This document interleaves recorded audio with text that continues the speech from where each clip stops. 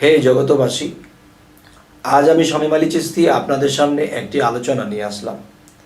সেই আলোচনাটি হলো যে আপনারা একটু মন দিয়ে শুনবেন। আজকের আলোচনাটি তত্ত্ব জগতের জন্যে, আত্মজগতের জন্যে, রুহ জগতের জন্যে খুবই খুবই তত্ত্বজনক এবং জ্ঞানজনক আলোচনাটি হবে ইনশাআল্লাহ। তবে এর আগে আমি আপনাদেরকে বলে নিই, রব্বি জিদনি ইলমা, যে হযরত মুহাম্মদ সাল্লাল্লাহু আলাইহি সাল্লাম রব্বি জিদনি ইলমার মাধ্যমে আল্লাহ তাকে জিবরাইলের মাধ্যমে জ্ঞান দান করেছিলেন।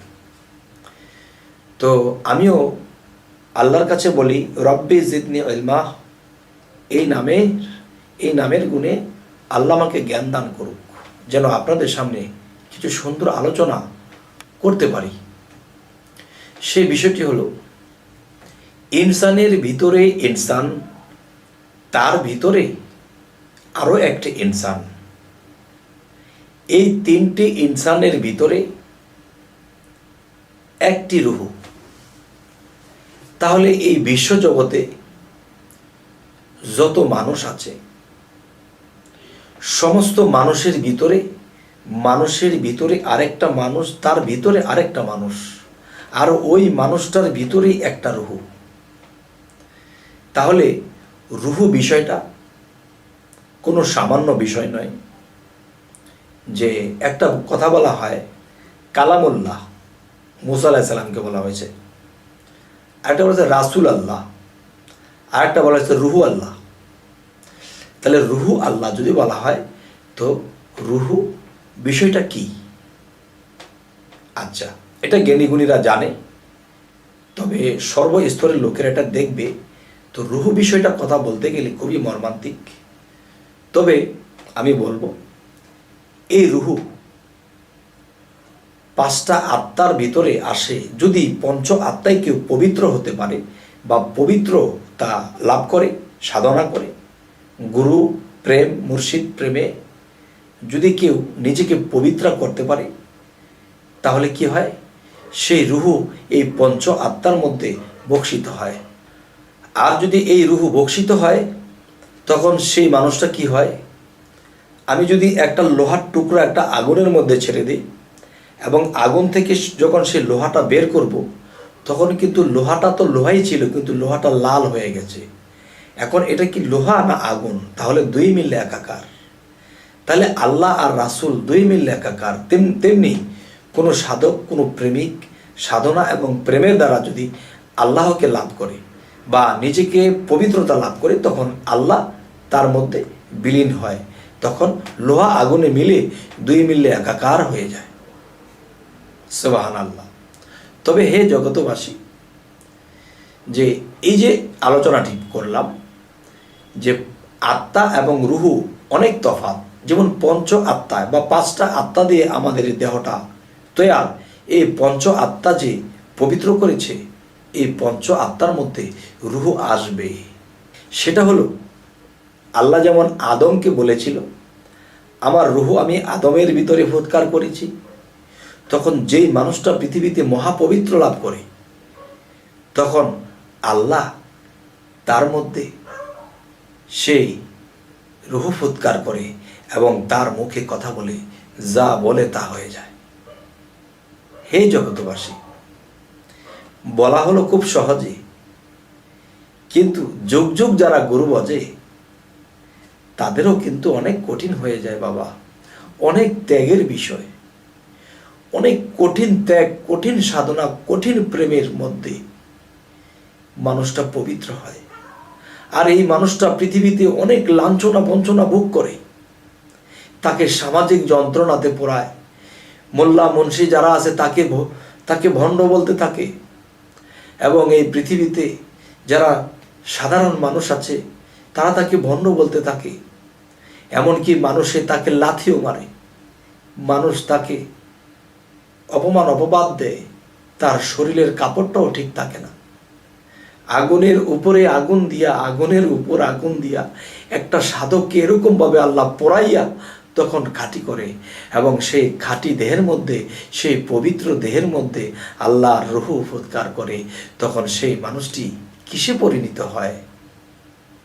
লোহা যখন আগুনে দেওয়া হলো, লোহা যখন লাল হয়ে গেল, এখন লোহা কোনটা আগুন কোনটা দুই মিললে একাকার, তার মধ্যে আল্লাহতে লয় হয়ে যায়, আল্লাহ তার মধ্যে বিলীন হয়ে যায়, তখন আল্লাহ কে আর এই মানুষকে, এর মধ্যে তফাৎ কি হবে? হে বাবা, হে জগতবাসী, আজকের এই কথাগুলো আমি বলতে আমার কেমন জানি লাগছে। জানি না আমি কি অলুবনে মুক্তা ছড়াচ্ছি কিনা। যদি অলুবনে মুক্তা ছড়িয়ে থাকি, যারা অলু স্বভাবের মানুষ তারা ভালো জিনিসটাকে নষ্ট করে দেয়, আর যারা প্রেমিক, যারা হৃদয়বান, যারা সাধক, যারা নিজেকে পবিত্র করতে নেমে গেছে, তারা যদি এই কথাগুলো শোনে, আমি আশা করব আমি যদি অতটুকু পর্যন্ত অগ্রসর নাও হতে পারি, আমি অতটুকু আমি পৌঁছাইতে পারিনি, তবু আমার এই কথাগুলো শুনে যদি আপনারা অগ্রসর হতে পারেন, আপনারা যদি সেই লাভবান হতে পারেন, আমি না হয় না পারলাম, তবে আপনাদের যদি দোয়া থাকে, আশীর্বাদ থাকে, তবেও হতেও পারি। তবে হে জগতবাসী, আমি এই বিষয়ে আমি কিছু আলোচনা করব, সেটি যে গুরু ভজনার পাশাপাশি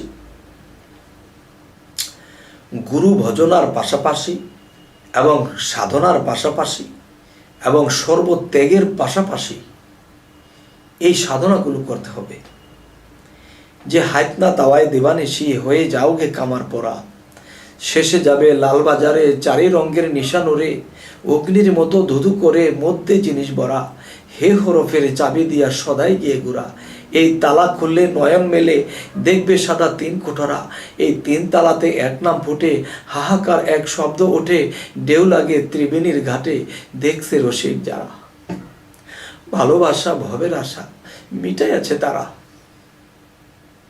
হে জগতবাসী, তাই আমি বলবো, যাবে যদি ছোটে আয় সন্তরে কৈমন পাগল, ঘোর অন্ধকার ভয়ের সঞ্চার, না আছে পথের সম্বল, এই অষ্টধাতুর দেহখানি চালাইতেছে খুদ কোম্পানি, এই মধ্য স্থলে আছে পানি, হাওয়ার যোগে হয় প্রবল, উপরে জলে পরশমণি, নিচে গোমায় অষ্টফণি, হংস রবে ওঠে ধ্বনি, সহাং শব্দে চলাচল, এই মূলদার হইতে নিয়া কুম্ভকে দম আটকা দিয়া, ধীরে ধীরে চোখ মুদিয়া ধ্যান করো সহস্রদল।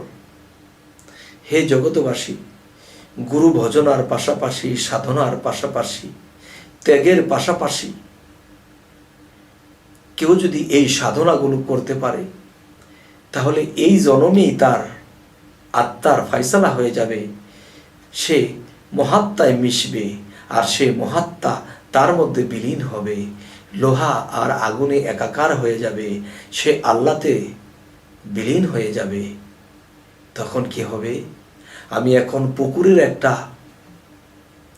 একটা পুকুরের মধ্যে আমি আছি, পুকুরের মধ্যে অল্প কিছু পানি আছে, এই পুকুরের পানি কোত্থেকে এসেছে? সেই সাগর থেকে নদী বেয়ে, খাল বিল বেয়ে এসেছে। আমরা তো বাবা আটকা পড়ে গেছি, আমাদের দেশ তো এটা নয়, আমাদের গন্তব্য এখানে নয়, আমাদের গন্তব্য ছিল সেই আলমে আরওয়া। আমরা সেখান থেকে আমরা আবার লাভ করব সেই আরশে আজিম, আমাদের সেই ঠিকানা। তবে আমরা ছিটিয়ে ছড়িয়ে পড়ে আছি, সাগরের পানিগুলো নদী বেয়ে যখন চর খাল বিলের মধ্যে এসে আমরা আটকে গেছি, তখন এখান থেকে সাধনা প্রেম ভক্তির দ্বারা যখন আমরা বাষ্প হয়ে এই পানিটা উড়ে যাব, তখন সেই পানিটা আবার সাগরে মিশবে। তখন আল্লাহ যদি সেই মহাসাগর হয়ে থাকে, আল্লাহর কুদরতের জ্ঞানের মহাসাগর হয়ে থাকে, সেখানে যদি আমরা কোনো দিন ফিরে যাই, তাহলে কি হবে? সেখানে আমাদের স্থায়ী। তাহলে আমরা নালা ডোবা পচা গলার মধ্যে পড়ে আছি। তবে যদি আমরা এ ধরনের সাধনা, এ ধরনের ভজনা যদি এই পৃথিবী থেকে করে যেতে পারি, ইনশাআল্লাহ এই জন্মেই আমাদের আত্মার মুক্ত হয়ে যাবে। আর মুক্তির জন্য কি আমরা এটা করি? না, আল্লাহকে ভালোবাসার জন্যে, আল্লাহকে পাইবার জন্যে। যদি তাকে পেয়ে যাই, সে কি আমাদেরকে এই নর্দমার মধ্যে ফেলে রাখবে? এই নর্দমায় ফেলে রাখবে না, তখন আমাদের স্থান সেই উচ্চস্তরে হবে। তবে হে জগতবাসী, আমি চাই মন থেকে এমন কিছু আলোচনা আরো করব, আল্লাহ যেন আমায় তৌফিক দান করেন।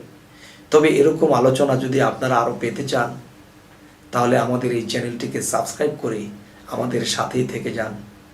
পরবর্তীতে আপনাদের সাথে আবার সাক্ষাৎ হবে। তবে সকলেই ভালো থাকবেন। আল্লাহ হাফিজ।